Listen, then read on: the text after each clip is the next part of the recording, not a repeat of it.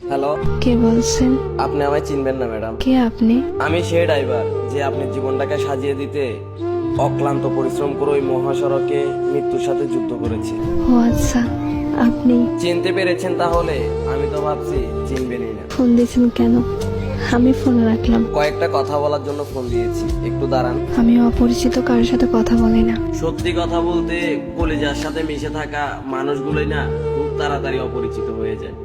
তো তো আর কিছু না, শুনলাম কাল নাকি আপনার বিয়ে। বিয়ের কথা জানেন, তাহলে এখন বলতেছেন কেন?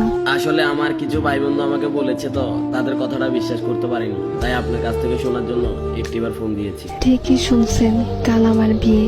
কি বলবেন তাড়াতাড়ি বলেন। আর কিছুই বলার নেই, শুধু একটাই প্রশ্ন, আমার কি দোষ ছিল? আমার ভালোবাসায় তো কোনো কমতি ছিল না, শুধু পেশায় ড্রাইভার বলে আজ আমায় ছেড়ে কোনো প্রতিষ্ঠিত ছেলের হাত ধরে চলে যাচ্ছ। তোমার কি ওই কথাটা মনে আছে?